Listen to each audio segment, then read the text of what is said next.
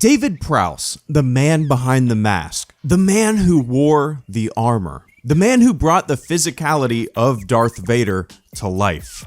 David Prowse was born on July 1st, 1935. Prowse grew up on the Southmead housing estate in Bristol. As a teenager, weightlifting and bodybuilding piqued his interest.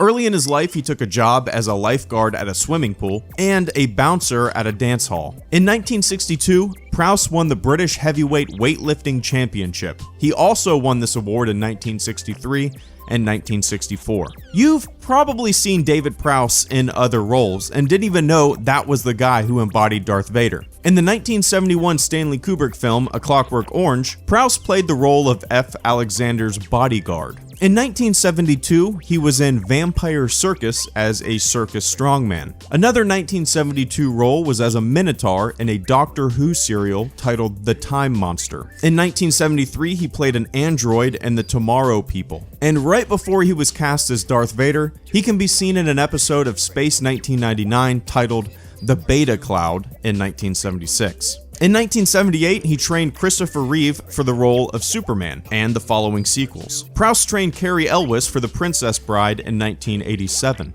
He lent his physical know-how, his training expertise, to many productions. His passion for weightlifting, his dedication, allowed him to not only be in films and television, but influence other actors in various productions. David Prowse suited up in the Darth Vader costume for all 3 films in the original trilogy. I can't imagine anyone else in that physical role. The way he swings left and right to talk to his crew in A New Hope, his mannerisms, sometimes subtle, necessarily subtle, brought the physical form of Darth Vader to life. A 6'6" tower, intimidating in stature, built like a truck through hard work. While his face and voice are not heard in the films, he was a part of the team that brought one of the best cinema villains to life. And that's what's awesome about Darth Vader. It took multiple people with multiple talents and multiple attributes to create the menacing Darth Vader. What's inspiring to me is David Prowse's dedication to fitness and keeping himself in peak physical condition.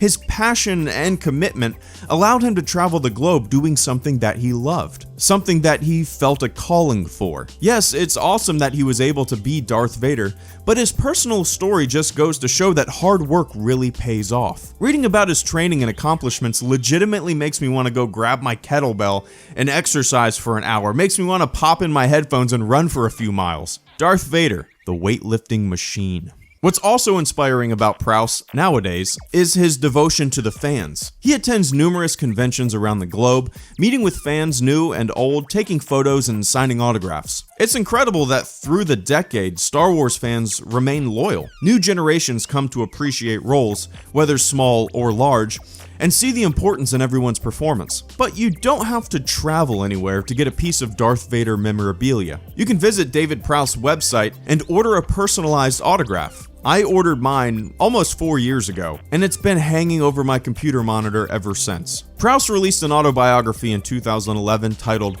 Straight from the Force's Mouth. A physical copy seems to be hard to find nowadays, and I'm not sure if there are any plans to do another run of prints, but you can get a digital copy on your Kindle over at Amazon. Be sure to pick it up and learn more about the man behind the mask. Through most of his life, David Prowse has suffered from arthritis. He now works with multiple arthritis organizations and is president of the Physical Handicapped and Able-Bodied Association. In 2001, Prowse's left arm became paralyzed, followed by his right arm, which he then had many surgeries to attempt to correct. Prostate cancer is also something that he had to battle.